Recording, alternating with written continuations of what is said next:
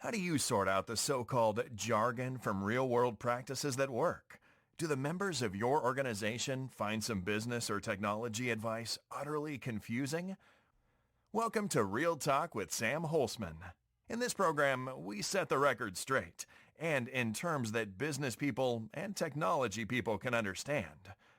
Now, here is your host, Sam Holcman. Welcome to this edition of Real Talk. I'm Sam Holcman, and the topic for this particular broadcast is what are the three maturity levels for software development?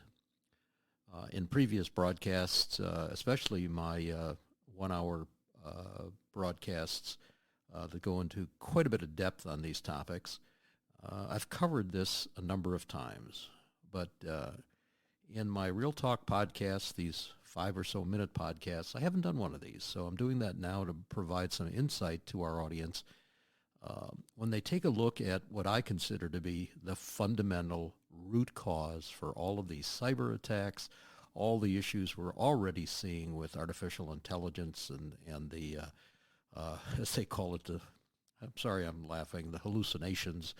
I like to call them mistakes. Let's call them what they are, mistakes. The constant software updates, the constant hacking that's going on, it has to do with software maturity. So let's take a look at these.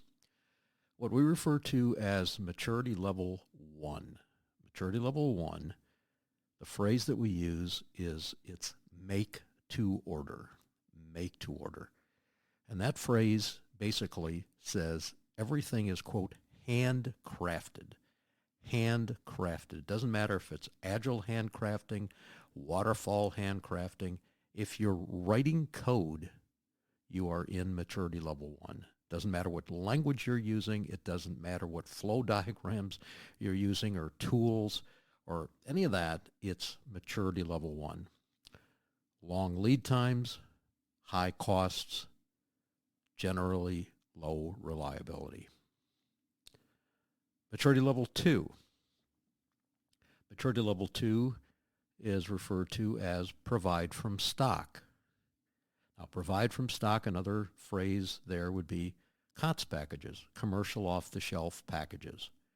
And what you have here is the same code maturity level 1, that is written by probably a third party and packaged in some kind of a format that sort of comes to you.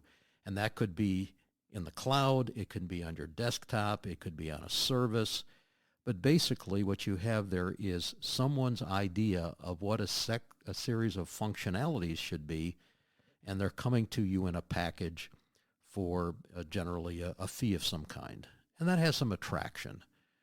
And the fundamental recognition there is, with that package, what you need to do, and I'm going to say this twice because it sounds funny, you need to change your business to fit the package. Again, let me say it again. You need to change your business to fit the package, which is kind of crazy. But in some areas, it makes sense. In other words, whatever you want to call a non-competitive area in your company could possibly use something like this. Now, what we have to understand is that if you buy one of these packages or rent one of these or lease one of these packages, and you decide that the functionality isn't exactly what you're looking for, and you decide to write some additional software to augment what you've purchased, you're actually now increasing the complexity in your organization. I didn't say don't do it, but recognize that you're increasing the complexity.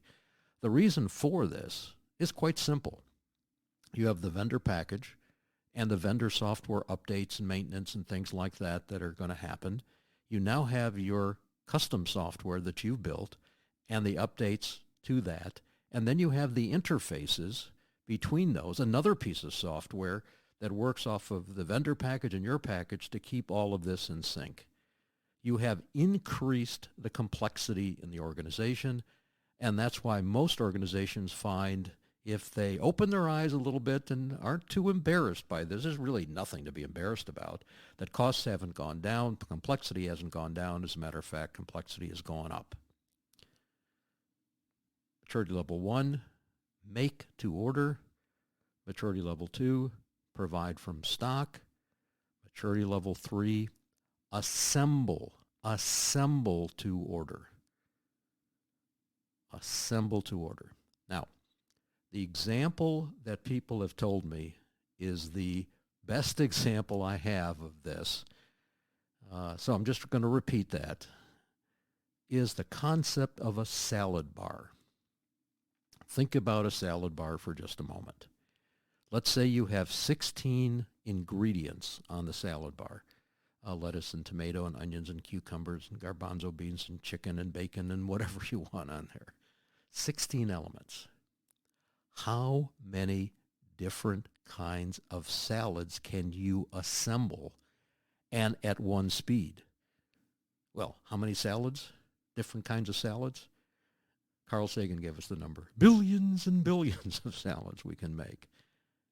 What are we doing? We're not making and storing the salad. We're assembling the salad from elements that we can essentially work from. Assemble to order is the key. Let me go further. High reuse. We've been talking about reuse since the first day somebody built a piece of software. Reduce time to market. How quickly? As quickly as you can assemble it. And how about this one? Mass customization in quantities of one. We're giving the stakeholders exactly what they want. We have a set of elements that have been vetted, that have all of the characteristics of as pure of understanding as possible, in-house or from a vendor. So we believe the vendors community will start recognizing to not build applications or software, but build these elements that you and I and our stakeholders possibly, but our technology organization at least, can choose from and assemble solutions to order. Mass customization in quantities of one. That is what we call real enterprise agility. Thanks for listening. Thank you for tuning into Real Talk. Be sure to join your host, Sam Holcman, again for another edition of our program. We'll have more real topics of discussion then.